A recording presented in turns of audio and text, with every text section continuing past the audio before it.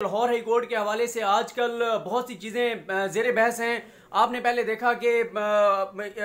आम लोगों को तो छोड़िए, जस्टिस अजमत सईद शेख साहब ने एक केस के दौरान, जो मैंने आपको बताया भी था कि लाहौर के पेट्रोल पंप्स का केस था, उसमें उन्होंने कहा था एक वकील साहब से कि ये लाहौर हाई कोर्ट नहीं है जहाँ पे आप शोर मचाकर दबाव डालकर और अपने हक में फैसले ले लेते हैं।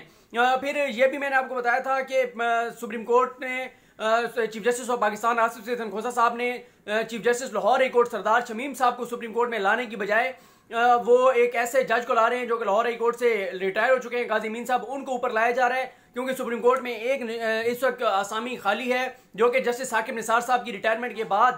खाली थी। इसके बाद एक और भी डेवलपमेंट सामने आई जो हसनात मलिक साहब की खबर है एक्सप्रेस ट्रिब्यून में, जिसमें उन्होंने बताया कि पाकिस्तान की तारीख में पहली मरतबा एक लाहौर हाई कोर्ट के जज को इनएफिशिएंसी पर नोटिस जारी किया गया है, शोकॉज नोटिस जारी किया गया है। उनसे पूछा गया है कि आप बर वक्त फैसले नहीं कर रहे, आपको इंसाफ की फराहमी तेज रखनी चाहिए थी। जजेस का जो कंडक्ट कहता है, कोड ऑफ कंडक्ट कहता है, उसके मुताबिक आप उस पर पूरा नहीं उतर रहे। ये कुछ चीज़ें रोजाना जब मैं वीडियोस अपलोड करता हूं तो जो जैसे आसिफ सईद खोसा साहब की अच्छी चीज़ें हैं उन पे हम उनको बहुत ज़्यादा अप्रिशिएट करते हैं। ये मॉडल कोर्ट्स झूठी गवाहियों के बाद जजेस का एहतसाब, ये उनका बहुत अच्छा अमल है, जिसमें जैसे मैंने आपको बताया कि हसनात मलिक साहब की रिपोर्ट के मुताबिक एक जज जो हैं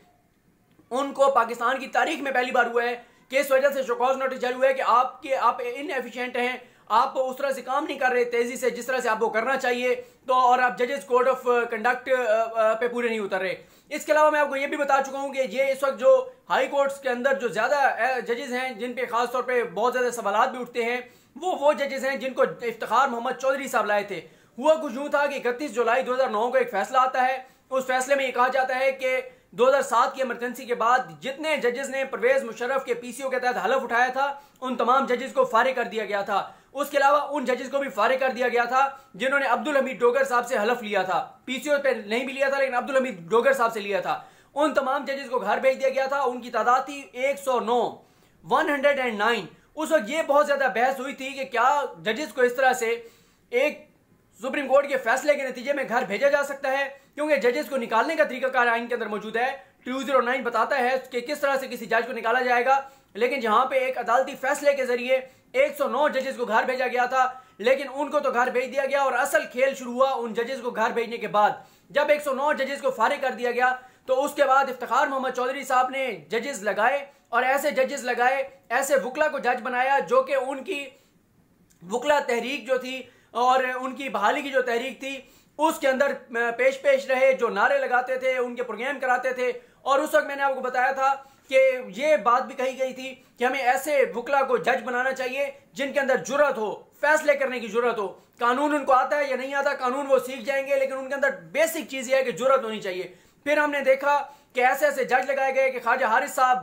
जो कि नवाज शरीफ के वकील हैं, उनके रिकमेंडेशन पे एक जज लगाए गए और वो जज साहब हलफ उठाने के बाद सीधे पहले गए ख्वाजा हारिस साहब के घर और जाके शुक्रिया अदा किया। एक और जज साहब लगाए गए जो कि नवाज शरीफ साहब के एक वकील हैं बहुत मारूफ, उनके दामाद हैं, और आने वाले जो एक लिस्ट है उनमें वो chief justice Lahore high court भी बनेंगे। और जिस दिन वो chief justice Lahore high court बनेंगे तो वो जो एक जुमला कहा जाता है कि मजे तमाया होना आनगे, तो उस दिन मैं सिर्फ ये लिख दूंगा तो आपको पता चल जाएगा कि ये वो जज साहब हैं जो कि नवाज शरीफ के एक मारूफ वकील हैं, जो नवाज शरीफ के केसेस लड़ते हैं, उनके दामाद हैं। इस तरह से किया गया इफ्तिखार मोहम्मद चौधरी साहब के दौर में, और फिर इफ्तिखार चौधरी साहब ने अपने दौर में तकरीबन 150 जजेस लगाए। और इफ्तिखार मोहम्मद चौधरी साहब का अब वो जो भी कहते रहे नून लीग के खिलाफ बयान दें या ना दें, कौन नहीं जानता कि उनके नून लीग के साथ क्या रवाबित रहे, क्या तल्लुकात रहे, उनकी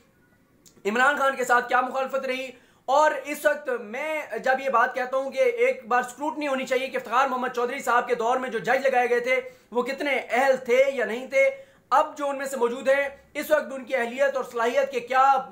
सूरत हाल है।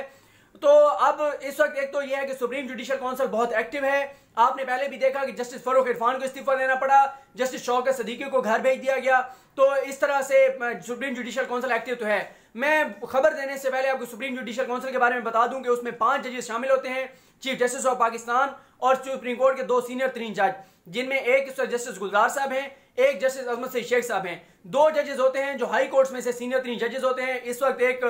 Chief justice Balochistan high court हैं और एक chief justice Hind high court, ये सुप्रीम जुडिशल काउंसिल के मेंबर हैं। और अब खबर यह है कि अहमद अवैस एडवोकेट साहब ने सुप्रीम जुडिशल काउंसिल में 3 जजेस के खिलाफ रेफरेंस दायर करने का फैसला कर लिया है। और वो 3 जजेस जस्टिस कासिम, जस्टिस मलिक शहजाद और जस्टिस आलिया नीलम। जस्टिस मलिक शहजाद साहब जिनके बेंच से हमजा शहबाज शरीफ सबको मुसलसल रिलीफ मिल रहे हैं, आज भी हमजा शहबाज की बेल स्टैंड हुई है। आलिया नीलम साहिबा जिन्होंने हनीफ अब्बासी को रिलीफ दिया, और ये जो इनके खिलाफ जो रेफरेंस दायर होने जा रहा है वो उस केस के बाद होने जा रहा है जिसमें इन्होंने सुप्रीम कोर्ट से में मामला आया था और उसके बाद फिर साने माल्टून की जीआईटी बनाई गई थी।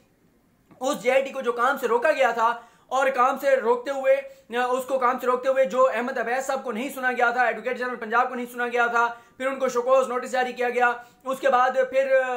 उस्मान बुज़दार को तलब किया गया, वजीर कानून बिशारत साहब को तलब किया गया और ब्यूरोक्रेसी को तलब किया गया। तो इस पर अहमद अवैस साहब ने यह फैसला किया है कि वो अब इन 3 जजेस के खिलाफ सुप्रीम जुडिशल काउंसिल में जाए।